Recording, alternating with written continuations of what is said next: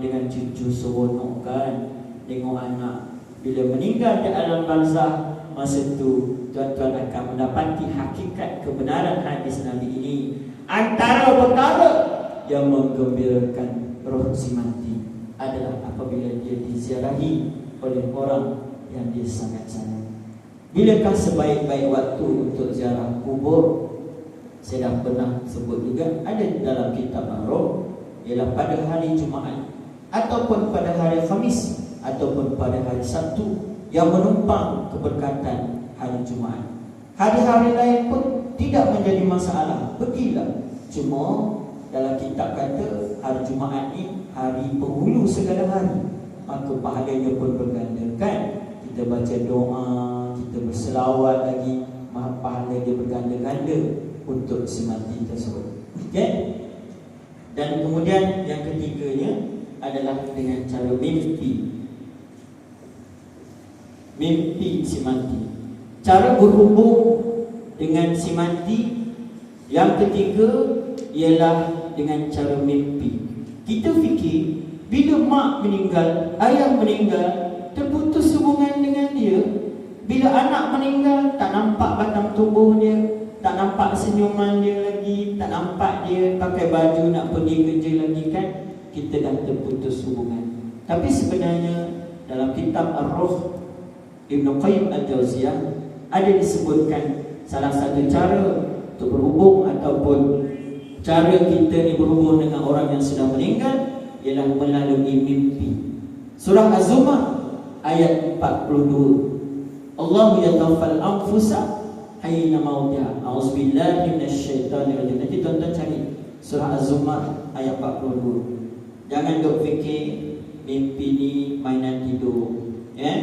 Az-Zumar ayat 40. Kadang-kadang biarlah bila isteri pandang dengan lakinya, bang, nangis-nangis bininya, bang, malam tadi kami mimpi anak kita, bang. Lakinya pada apa? Yalah, kau tu banyak mimpi pasalnya. Udahlah. Apa nama? Move down. Lupakanlah dia. Bukan lupa, maknanya janganlah terlalu ingatkan dia. Dia tak nak isteri dia tu terlalu stres kan. Saya faham.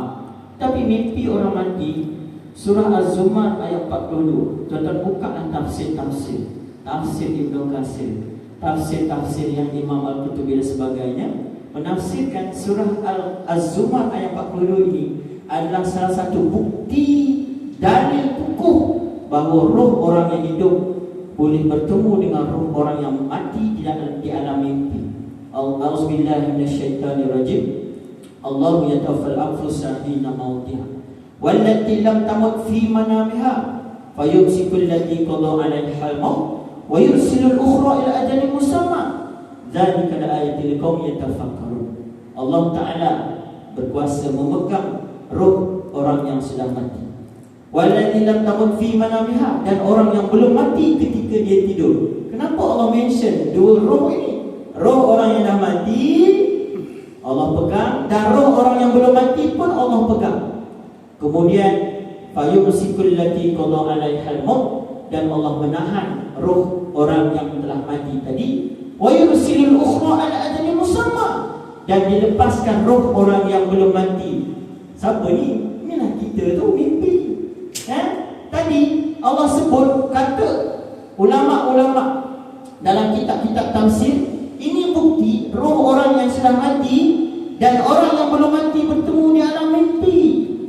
Kemudian bila cukup tempoh masa, pagi itu bunyi titit, bunyi jam loceng, maka wayursilul ukhra ila ajalin musamma, dan dilepaskan roh orang yang belum mati sampai satu tahap mereka akan mati yang sebenar-benar mati.